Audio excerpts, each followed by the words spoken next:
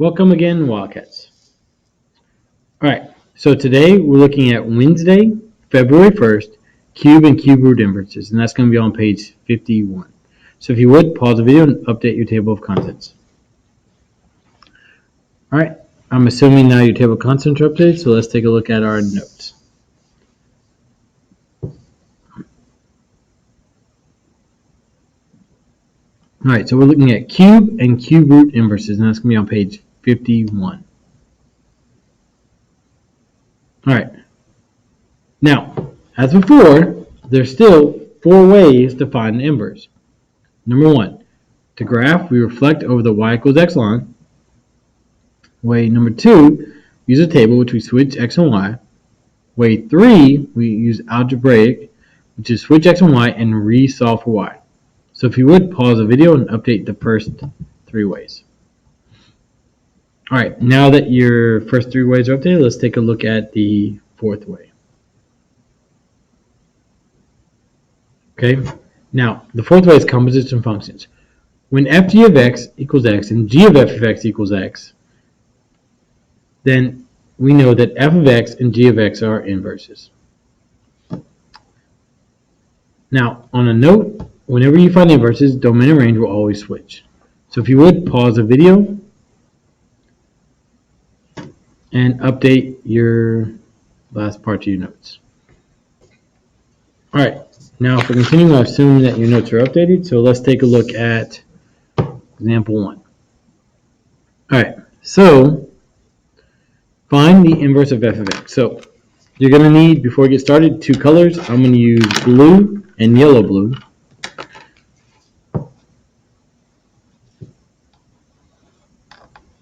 Okay. So graph, I'm going to use a table.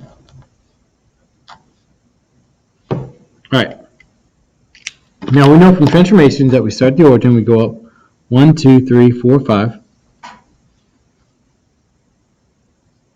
right.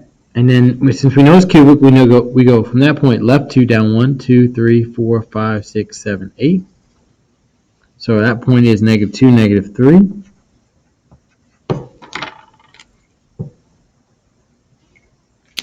Then we go left 1, down 1. So that point is 1, 1, 2, 3, 4. Then we know that that point is 0, 5.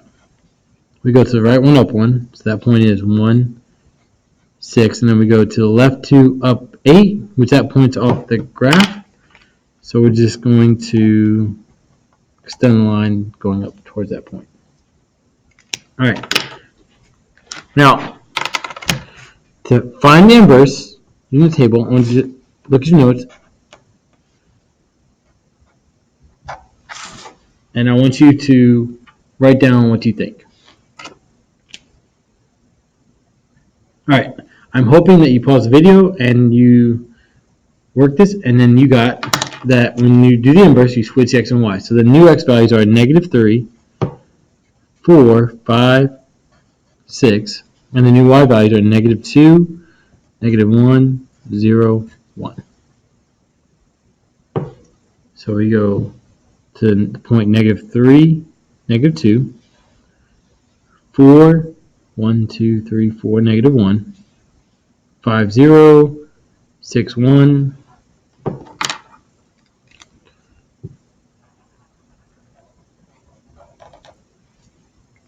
right, now we're missing something, so I want you to pause the video and I want you to think about it and then write down or put down what you think we're missing.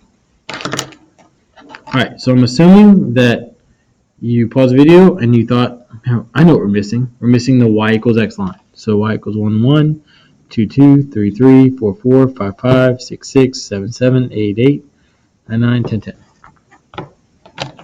And why, you might ask, is the y equals x line important? This is where you scream at the screen saying, Mr. Luke, I know what it is. The y equals x line is, all right, I'm hoping you finish that sentence with, the y equals x is important because it shows us if the graphs reflect over the y equals x line. So these reflect over the y equals x line, so these are inverses. All right, pause a minute to look that over and finish up your graph.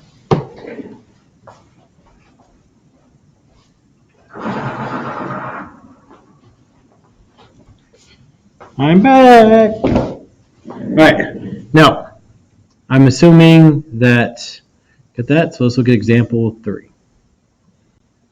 All right. Find the inverse of each function. All right. So when you find the inverse, you first change the f of x to y, and then you switch the x and y. So x equals negative parentheses y plus 3 cubed minus 4. Now, we've done inverses quite a bit, so what I want you to do is pause the video at this point and see if you can work this. And then, once you've worked it, you're going to unpause it and check my work. All right, so I'm assuming that you've worked it out and you're going to check your work, so let's see if you did it correctly. So we add 4 to both sides, so we get x plus 4 equals, I'm going to put a 1 here, negative 1, y plus 3 cubed. I'm going to divide both sides by negative 1, so you get x plus 4 divided by negative 1 equals y plus 3 cubed. Then we're going to cube root both sides.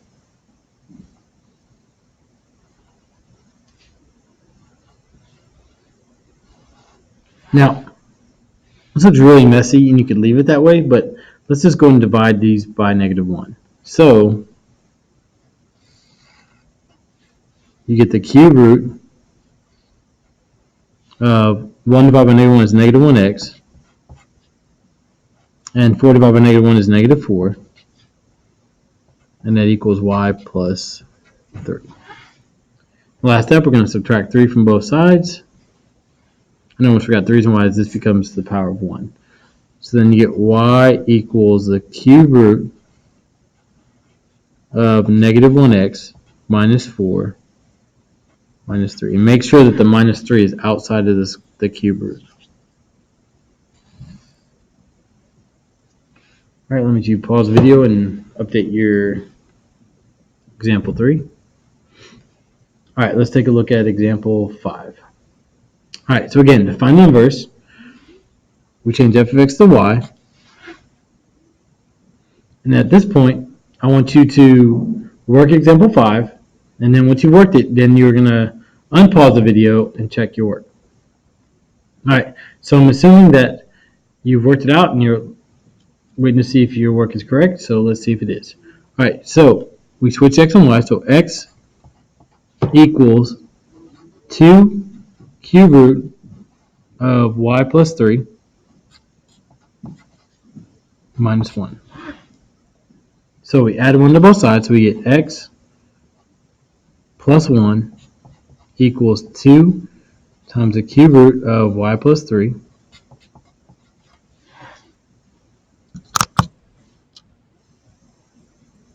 All right, you're going to divide both sides by 2. So you get x plus 1 divided by 2 equals the cube root of y plus 3.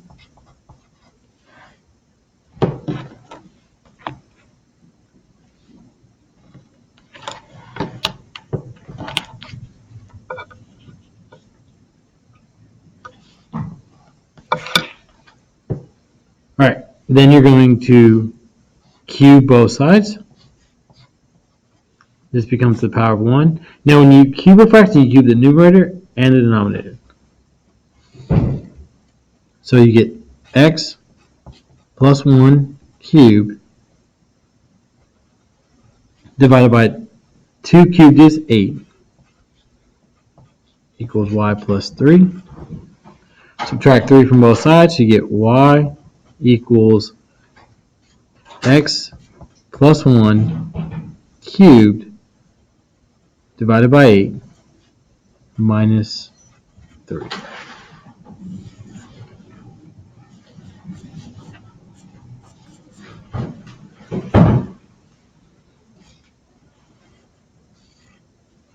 All right, so go ahead and finish up.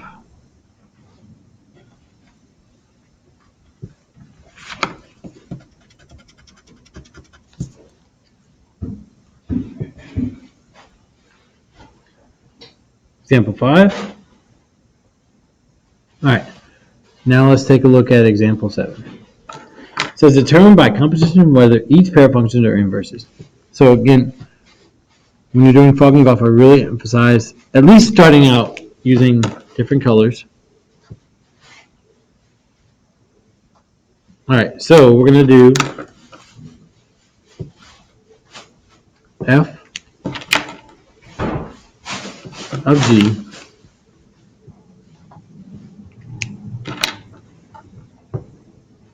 equals f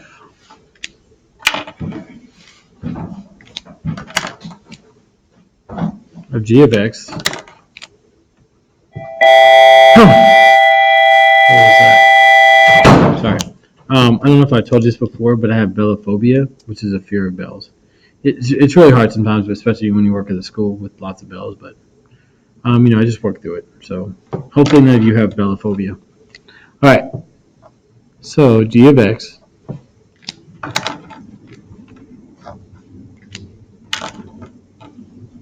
and I'm hoping you see by using the color, you can actually see a g of x inside of f of x.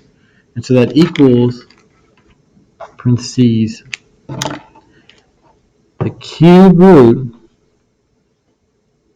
of x minus 3 plus 3 cubes.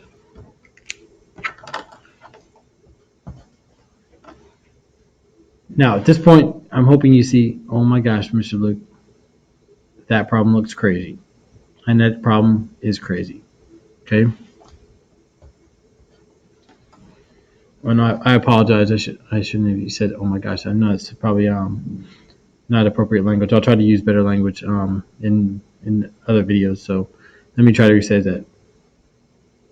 That problem looks crazy. And it is. Okay? Now, what I'd like you to do at this point is get a separate sheet of paper out.